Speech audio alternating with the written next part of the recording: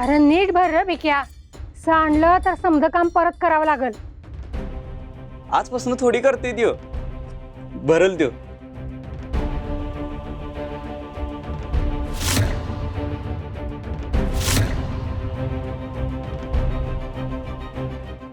सासूबाई, आज आम्हाला ना एक माणूस भेटला. कोण ग? भुजंग बाबा. लई मोठी शक्ती आहे त्यांच्याकडं. वय वय, अगं काल असा बैल समोर नेत होता माझ्या अंगावर.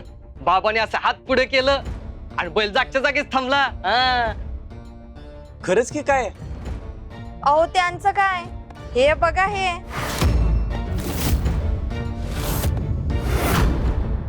अरे बापरे, अहो हे तर सोनं आहे. कुठं आणलं? आणली नाही, भुजंग बाबांनी दिली आहे. मागितली बी नव्हती. त्यांनी असा हात वर केला, असा फिरवला आणि बघतो तर काय, सोनं.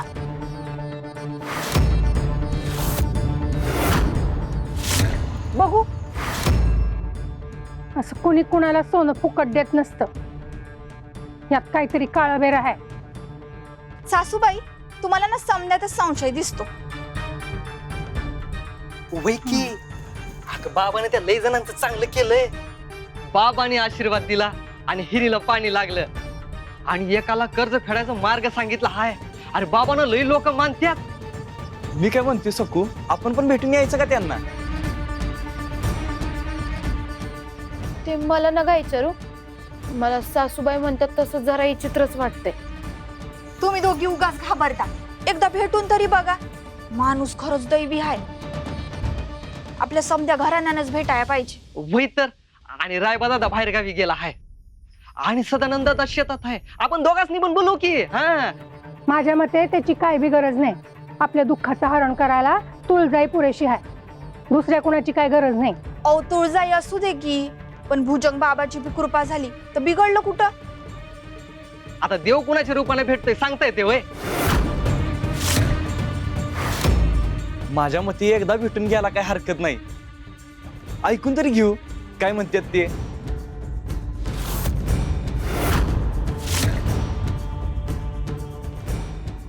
सासूबाई, मला वाटतंय एकदा भेटून घेऊया का?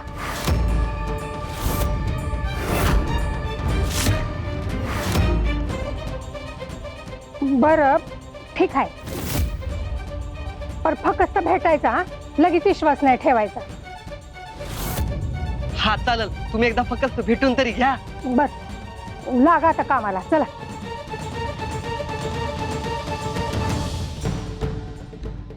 बघा, म्हटलं होतं ना, बाबा आले समद बदलत.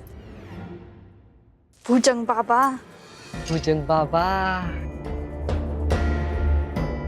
अरे भिक्या, आता काम कर की. हा वय वय.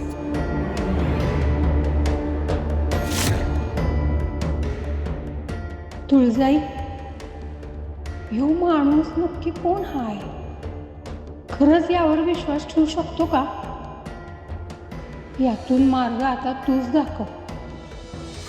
ह्याचा अर्थ आपण ठेवलेल्या रुद्राक्षाचा काहीच परिणाम झाला नाही. नाही, अगदी काहीच परिणाम नाही झाला असं नाही म्हणता येणार विष्णुदेव. म्हणजे त्यामुळे देवींच्या मनात जुन्या आठवणी नक्कीच जाग्या झाल्या, परंतु त्या अगदीच महादेवांना जाऊन भेटतील असं नाही वाटत. असं असेल तर आपल्याला एक नवी युक्ती शोधावी लागेल आणि तीही लवकरात लवकर. विष्णुदेव, घाई करण्यामागे काही नेमकं कारण आहे का? कुठीत एक स्त्री आली आहे पद्महंसा, आणि ती काहीशी विचित्र आहे. विचित्र? होय देवी, मला वाटतं ती महादेवांसाठीच आली असावी. ती कोण आहे माहित नाही, परंतु मला सर्वप्रथम वनात भेटली होती आणि माझ्या मागेही लागली होती.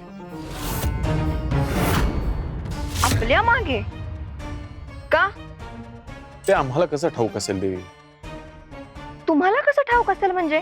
आपणच सांगत आहात ना की ती स्त्री तुमचा पाठलाग करत होती आणि तुम्ही मला हे आज सांगताय. ते काही नाही. आता तर मलाही असं वाटतंय की आपल्याला घाई करायलाच हवी. काय पद्महंसा?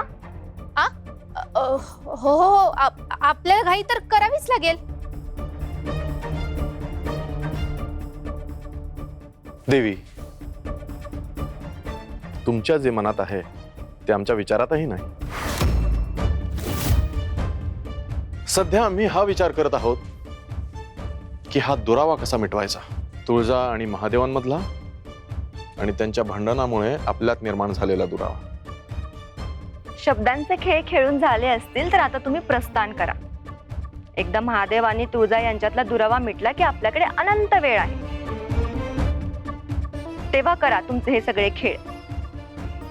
आता या तुम्ही, कारण असंही तुम्हाला इथे येऊन खूप वेळ झाला आहे, नाहीतर महादेवांना शंका येईल. कधी कधी आम्हाला वाटतं देवी, तुम्ही नसतात तर आमचं काय झालं असतं. स्वामी,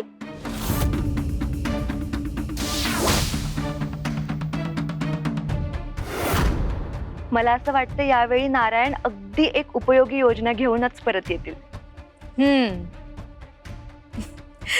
देवी, मला तर गंमतच वाटते. अहो, तुम्ही साक्षात लक्ष्मी नारायण आहात आणि तरी सुद्धा तुमच्यात असे छोटे रुसवे फुगे होत असतात. पद्मा, अगं तेच तर संसाराचं खरं सौंदर्य आहे. थोडा राग, थोडा रुसवा हे जर प्रमाणात असेल तर नात्यातला गोडवा कायम टिकून राहतो. पण महादेव आणि तुळजामध्ये मात्र असं काहीच नाही. त्यामुळे त्यांच्यातला हा दुरावा आता आपल्याला मिटवण्याची गरज आहे. परंतु देवी, आपण त्यासाठी नेमकं काय करणार?